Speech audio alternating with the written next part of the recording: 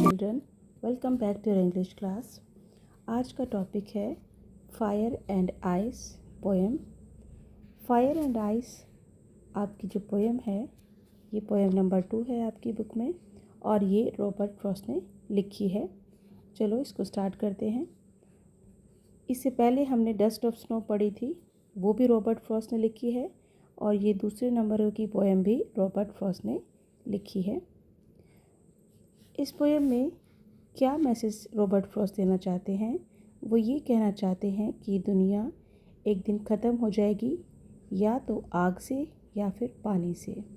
लेकिन लोगों में आपस में इतनी नफ़रत है कि शायद ये आग से ख़त्म होगी, लेकिन अगर ये बर्फ़ से ख़त्म भी हो जाए तब भी बहुत बड़ी बात है।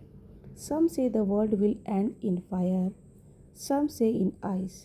कुछ लोग कहते हैं कि दुनिया आग से ख़त्म होगी और कुछ कहते हैं कि आइस से।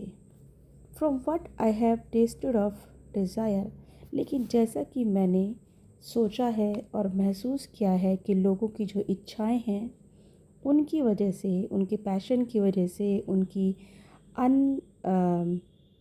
अनवांटेड एंड अनएंडिंग डिज़ायर्स की वजह से ये दुनिया वैसे ही ख़त्म हो जाएगी। I hold with those who favour fire, मैं उन लोगों की तरफ जाना चाहूँगा, उनकी साइड लेना चाहूँगा जो ये कहते हैं कि दुनिया आग से ख़त्म होगी। But if it had to perish twice, लेकिन अगर दुनिया को 2 बार ख़त्म होना पड़ा, तो अगर ये दुनिया 2 बार ख़त्म होती है तो I think I know enough of hate, तो मुझे ऐसा लगता है कि नफ़रत ही काफ़ी होगी, नफ़रत से दुनिया ख़त्म हो जाएगी। आजकल आपने देखा लोग एक दूसरे से कितनी नफ़रत करते हैं, तो ये नफ़रत से ही लोग एक दूसरे को मार देंगे और दुनिया ख़त्म हो जाएगी। To say that for destruction, अगर ये कहा जाए कि जो नफ़रत है उसकी वजह से तबाही होगी, डिस्ट्रक्शन मतलब तबाही। To say that for destruction eyes, तो अगर ये कहा जाए कि जो डिस्ट्रक्शन है, जो तबाही है, जो दुनिया का खात्मा है वो बर्फ़ की वजह से होगा, तो इज़ ऑल्सो ग्रेट, तो ये भी बहुत बड़ी बात है।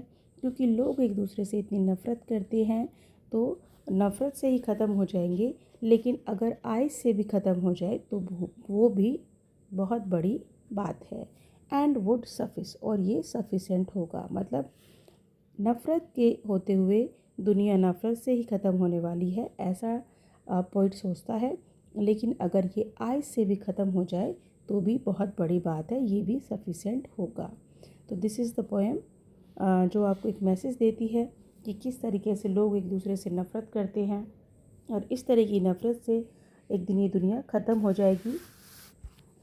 तो इसके हम कुछ इम्पोर्टेंट क्वेश्चंस कर लेते हैं। Let's start.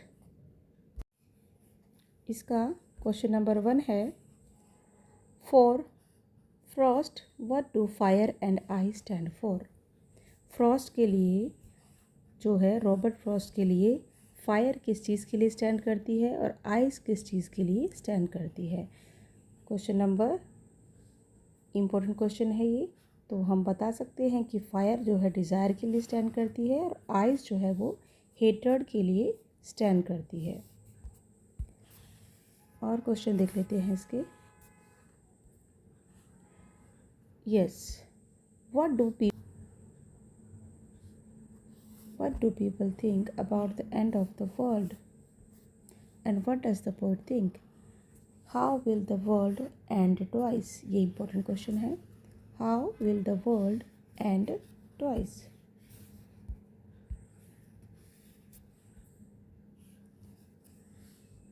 What do fire and ice stand for. Fire किस चीज़ के लिए स्टैंड है और आइस किस चीज़ के लिए स्टैंड करती है। But if it had to perish twice, why does the poet use if in the above quotation? These are the important questions. That's it for today. Have a nice day.